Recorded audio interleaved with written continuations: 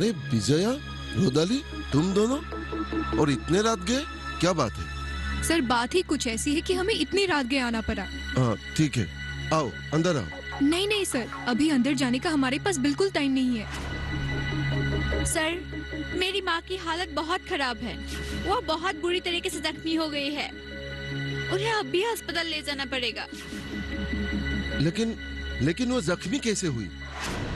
Sir ये सब बातें हम आपको रास्ते में बताएंगे। फिलहाल आप अपनी गाड़ी निकालिए और हमारे साथ चलिए, नहीं तो बहुत देर हो जाएगी। ठीक है, तुम दोनों रुको, मैं अभी गाड़ी निकालता हूँ। प्लीज सर, जल्दी कीजिए। हाँ, मैं अभी गया और अभी आया। अरे रमेन, गाड़ी निकालो।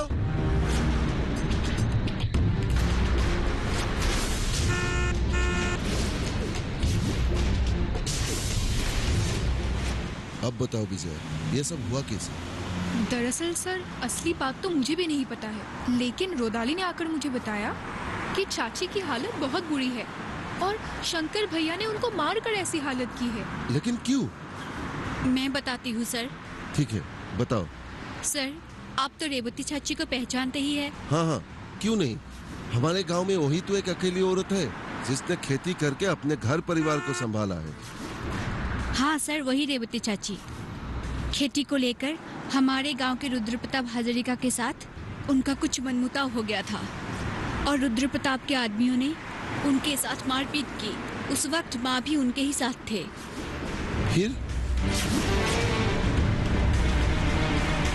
फिर चाची ने उन लोगों के खिलाफ मुकदमा दर्ज किया और माँ को उन लोगों के खिलाफ गवाही देने के लिए बोला और माँ ने भी हाँ बोल दिया।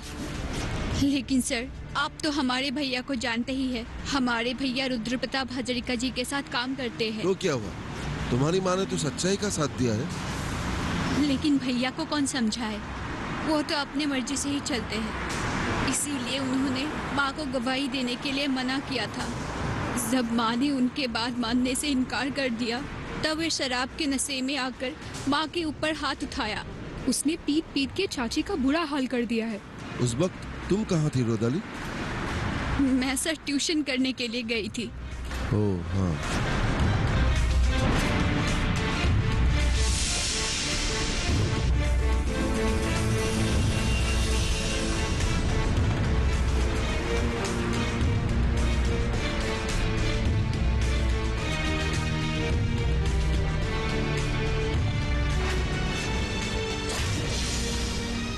माँ, अरे चाची, माँ, माँ उठिए उठो। चाची।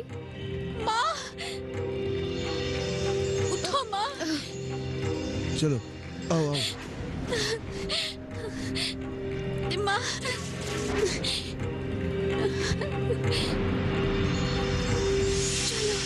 आओ, धीरे से। जल्दी आओ। कुछ नहीं होगा आपको, कोई बात नहीं, चलिए चलिए। हम अभी आपको अस्पताल ले चलते हैं।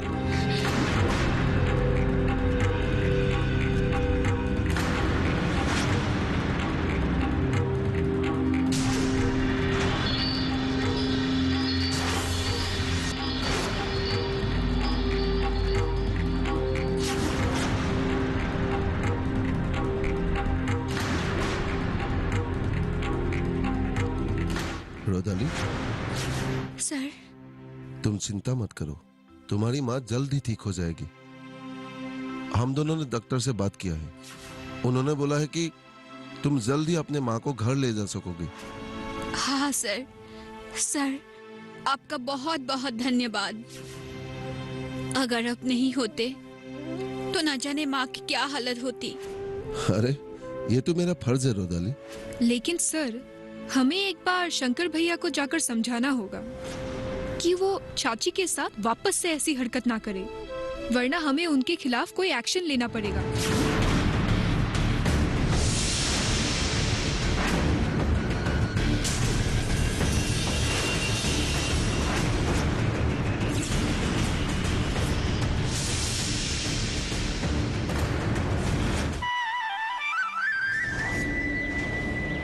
जो भी हो शंकर, ये तुमने अच्छा नहीं किया। तुमने अपनी माँ को इस तरीके से मारपीट की। देखिए शंकर भैया, आपने जो किया ये पूरी तरीके से गैरकानूनी है। हमारे समाज में हर किसी को अपने इच्छा अनुसार बोलने की और काम करने की पूरी आजादी है। और ये आपको भी पता है कि प्रमिला चाची ने तो सच्चाई का साथ दिया था, फिर आपने उनके साथ इतनी नाइंसाफी क्यों की? आपको ऐसा हरगिज नहीं करना चाहिए था, और अगर आपने फिर कभी चाची के साथ ऐसी हरकत की तो हमें आपके खिलाफ मजबूरन कानूनी कार्रवाई करनी पड़ेगी। तो आप लोग मुझे धमकाने आए? धमकाने नहीं, समझाने आए हैं। मुझे कुछ नहीं समझना, और आप लोग मुझे समझाने की कोशिश भी मत करना। मैंने जो किया है उसके लिए मुझे कोई पछतावा नहीं है। मेरे हिसाब से मैं सही हूँ।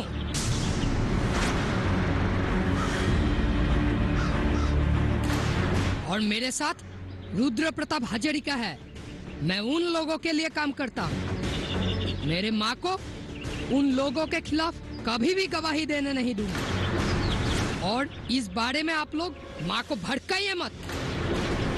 मैं किसी भी हालत में माँ को उन लोगों के खिलाफ कभी भी गवाही देने नहीं दूंगा, चाहे उसके लिए मुझे कुछ भी करना पड़े। शंकर,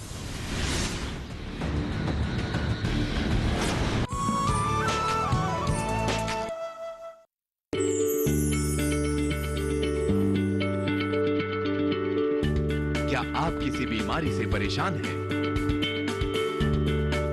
चाहते हैं डॉक्टर की सलाह? तो हम हैं आपके साथ। बताएंगे आपको जीने की राह। समस्याएं आपकी, समाधान देश के मशहूर विशेषज्ञों के। घर बैठे बात करें देश के जाने माने डॉक्टरों से। हमारे लाइव प्रोग्राम स्वस्थ किसान में हर शनिवार शाम 6 बजे से 7 बजे तक।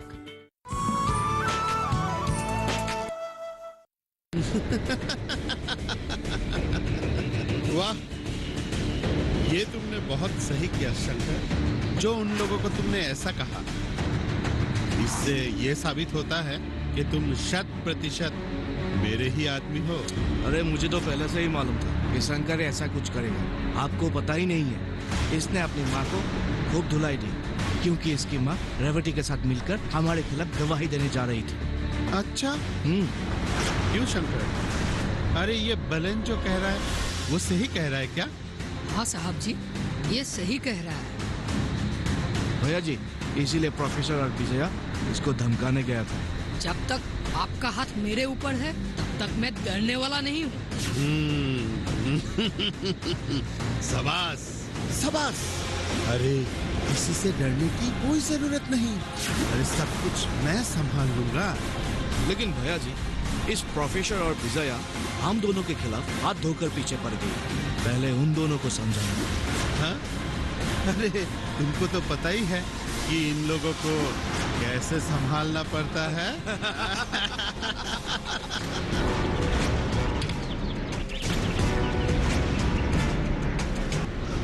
तुम अपनी ड्यूटी तो अच्छी तरह से निभा रही हो, लेकिन दूसरों के ड्यूटी पर बाधा डाल रही हो। बोलो, वो गलत है कि नहीं?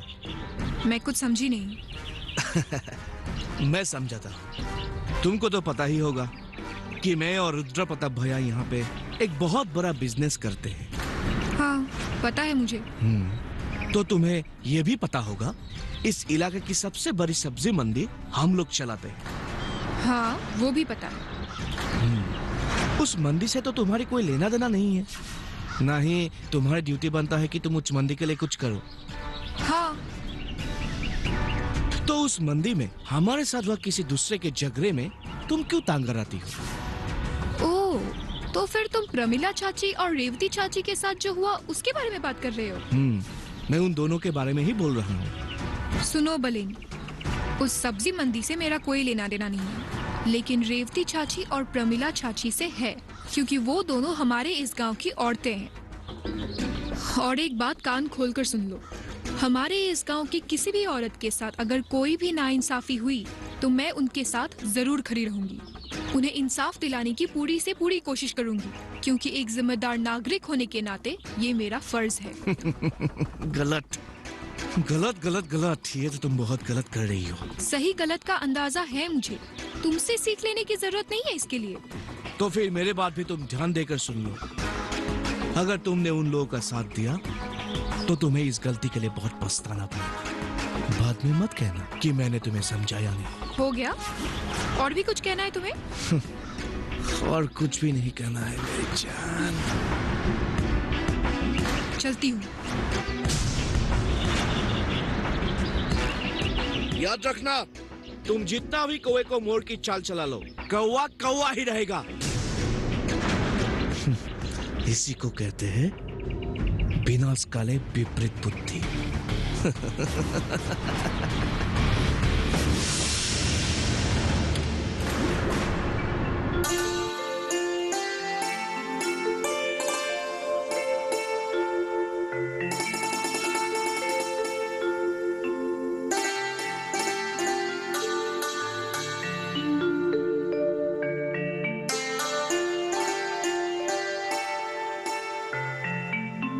बेटी, पढ़ रही हो?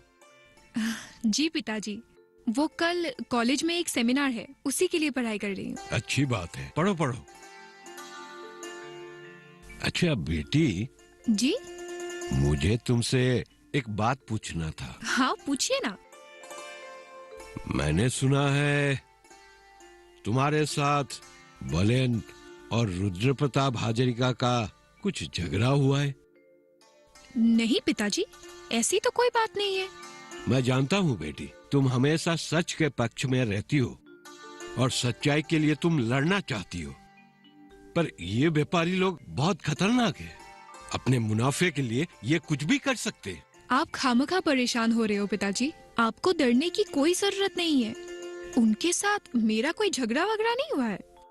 वो तो बस बलेन मुझे बोल रहा था कि रेवती चाची की मैं ज्यादा तरफदारी कर रही हूँ, इसीलिए वो नाराज है।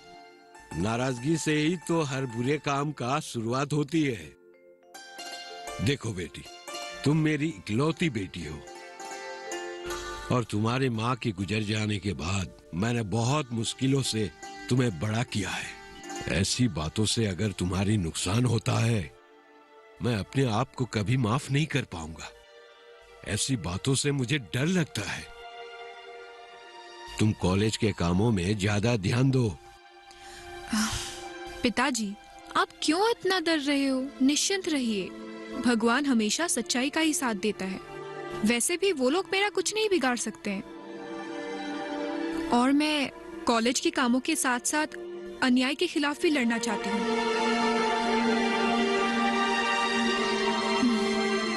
पिताजी, आप बैठिए, मैं आपके लिए चाय बना के लाती हूँ, ठीक है? हाँ ठीक है, जाओ।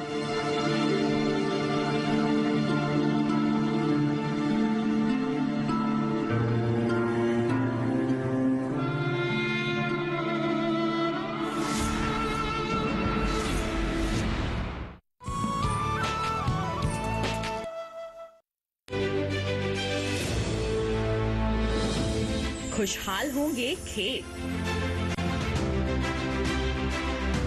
पशु भी रहेंगे स्वस्थ। सरकारी स्कीम का होगा लाभ, जब एक्सपर्ट्स का मिलेगा साथ। किसानों के सवाल, विशेषज्ञों के जवाब, अब सिर्फ एक फोन कॉल पर।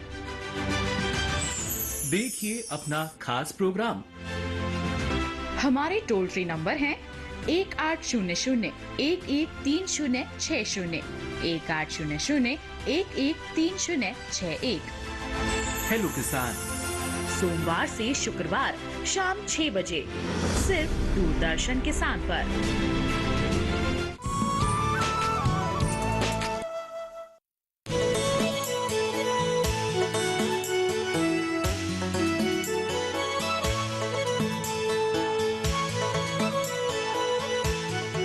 अच्छा, तो बात यहाँ तक पहुँच गई।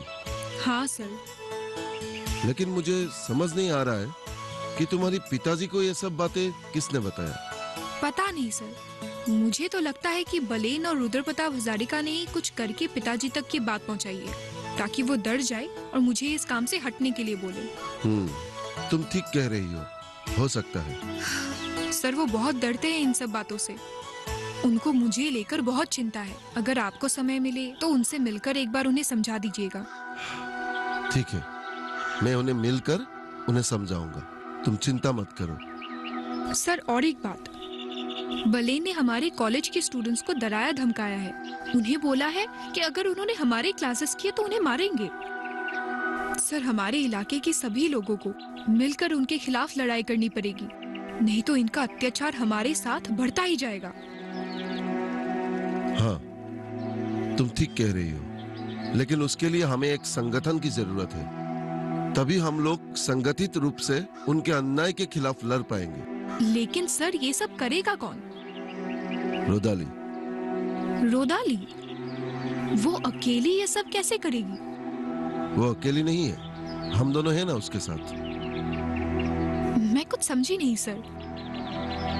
देखो विजय, तुम और मैं पूरी तरह से उस संगठन के लिए काम नहीं कर पाएंगे, क्योंकि हम दोनों सरकारी नौकरी करते हैं। लेकिन उस संगठन को हम दोनों मार्गदर्शन तो कर सकते हैं। रोदाली लीड में रहेगी और हमारे इलाके की सुने गए 10 व्यक्ति उसके साथ रहेगा, और तभी वो लोग उनके खिलाफ लड़ पाएंगे, हमारे जगह की उन्नति के लिए काम कर पाएंगे। Okay sir. चलो विजया, और एक बात है, आज क्लास खत्म होने के बाद हम दोनों रेवती और प्रमिला के घर जाएंगे। ठीक है सर। ठीक है, चलो। Good morning.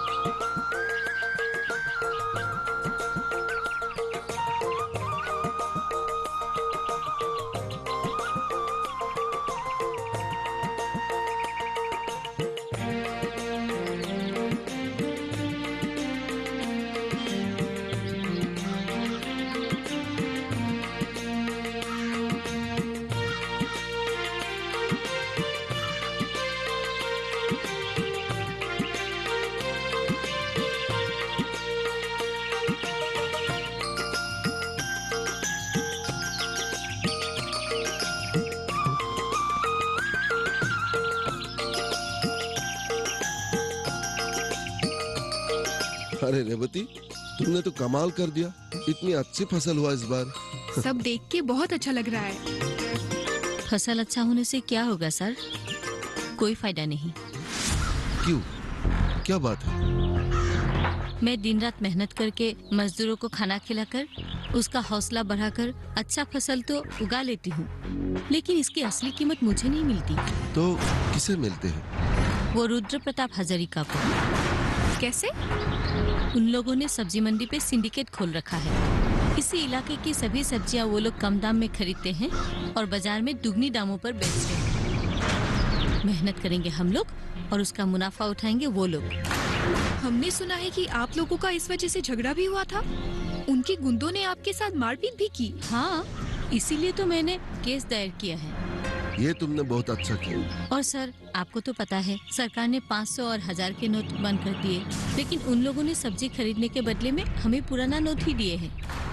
दरअसल तुम लोगों को वो पुराना नोट लेना ही नहीं चाहिए। मैंने तो मना कर दिया था, इसलिए तो मेरे साथ झगड़ा हुआ, मारपीट हुई। हाँ, तुम चिंता मत करो रेवती, हम लोग तुम्हारे साथ हैं, लेकिन किसी भी हालत में तुम वो केस वापस मत लेना। ठीक है सर। तो हम लोग अब चलते हैं, तुम अपने काम में ध्यान दो। अच्छा, चलते हैं। जी।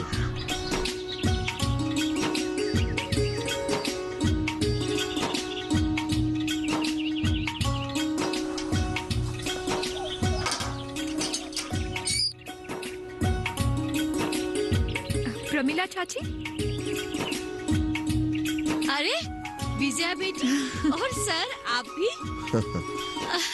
चलिए ना अंदर अरे बैठिए। नहीं नहीं, आज रविवार है ना, कॉलेज भी बंद है। अच्छा। इसलिए हम लोग आपका खबर लेने आए हैं। कैसी है आपकी तबीयत अभी? अब ठीक हूँ बेटी। और रोदाली? रोदाली कहाँ है? रोदाली वो अपने मौसी के घर गई है। वैसे शाम तक आ जाएंगी। चलिए आप लोग अंदर नहीं, बैठिए, नहीं, नहीं। चाय पानी कुछ। नहीं, हमारे लिए कुछ करने की जरूरत नहीं है। हम लोग सिर्फ आपके हालचाल पूछने के लिए आए थे। लेकिन लेकिन वेकिन कुछ नहीं, आप रुकिए, आपसे एक बहुत जरूरी बात करनी है। बोलो तो। चाची, आपके यहाँ आने से पहले हम रेवती चाची के यहाँ होके आए हैं। हाँ। उन्हीं के मुंह से हमने पूरी बात सुनी है। हमने उनसे कहा है कि वो रुद्र प्रताप हजारिका के खिलाफ उन्होंने जो वो केस दिया है उससे वो पीछे ना हटे। हम आपसे भी कहते हैं आप किसी से डरिएगा मत और गवाही देने से इनकार मत कीजिएगा। हम आपके साथ हैं। वो लोग आपके ऊपर पूरा दबाव डालेगा, लेकिन आप हारिएगा मत, अपने मत पर अटल रहिएगा। ठीक है। तो अभी हम चलते हैं चाची, हमें और भी काम है। जी, आइएगा जरूर बाद में, ठीक है? नमस्ते। मुझे भी थोड़ा खेत पे जाना है। अच्छा, नमस्ते। हाँ नमस्ते बेटा।